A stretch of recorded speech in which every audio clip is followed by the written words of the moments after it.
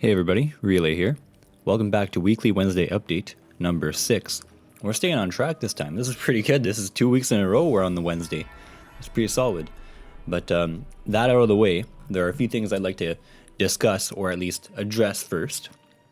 3 real topics that we're going to discuss today. Number 1 is, of course, the as everyone knows now, the Forspoken flop. So a few days back, the game leaked, I guess, footage. Someone leaked it online. And people were first very quickly to comment on how mediocre the gameplay was. And I want to go check that out. So currently I'm actually downloading the demo for Forspoken because I don't know if I want to dedicate the absurd amount of dinero to buy that game, which by the way is 93 Canadian just for the standard edition. And the digital deluxe edition is, I believe, 126 Jesus Christ. or 123 Canadian, something crazy like that. Anywho, I will try to confirm whether or not the game is at all worth playing, or if it's as generic and like boring combat-wise as people make it sound. Moving on from that, Cyberpunk Phantom Liberty, the expansion, according to CD Projekt Red's community director, is the expansion with the largest budget when it comes to whatever packs they've released. So for The Witcher 3, when they released Blood and Wine and Hearts of Stone, apparently it's going to be more expensive than the both of them. So you can only hope that it kind of translates to quality of life for the game, and hopefully it actually adds on some optimizations to gameplay, or maybe different weapons.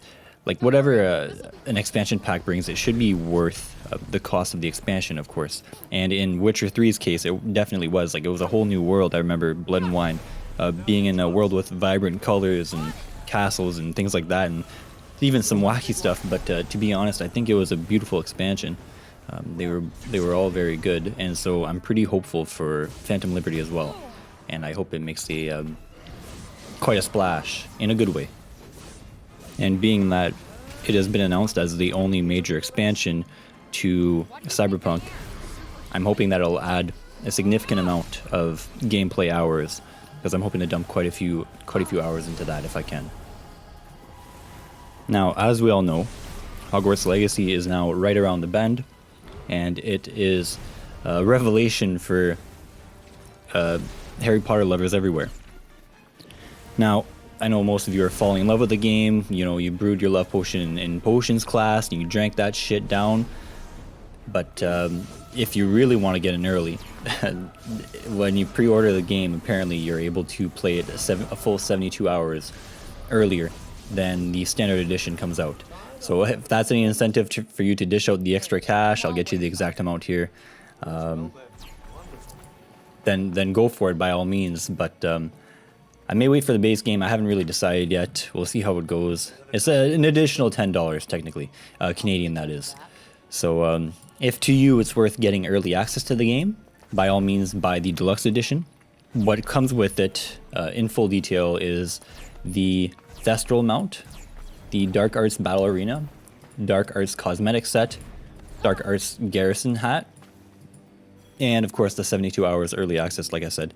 So if that's of any interest to you, and you want to get on the game extra early, dish out the extra 10 Canadian, which is probably close to 6 American, and you'll be able to play early.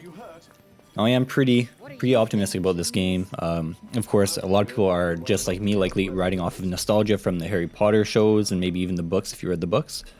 But I want to say it's going to be a pretty good game.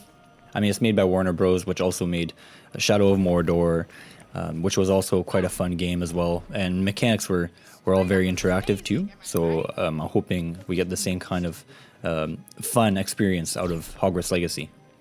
Now, as far as deals go, there's nothing too crazy going on. Epic Game Store is always having their giveaways, which I'll get to. But on Steam, like as their midweek madness promotions, we have Metro Exodus, regular 37 on for 9.25 Canadian. We have Titanfall, which is actually a pretty huge discount. I haven't played the game myself, but I've heard nothing but good things. Which is regular for 40 Canadian, on for $4 Canadian, which is dirt cheap. and Horizon Zero Dawn, the complete edition, regular 60 on for 20 Canadian. So if those are things you'd like, or maybe things you might be interested in trying, then go for it.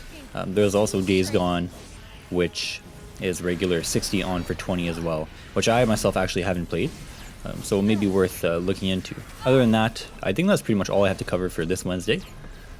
Tune in every Wednesday, and hopefully somewhere around every Wednesday I'll be giving little updates like this, just kind of going over game news and deals that can be found on the PC platform. Oh, and be sure to check out a few games on Epic Games Store as well. I forgot to mention, just a couple indie games, but they are giveaways, and so if you're tight on cash, it's always fun to kind of look into those, and maybe they might surprise you. And that's pretty much it. Take her easy.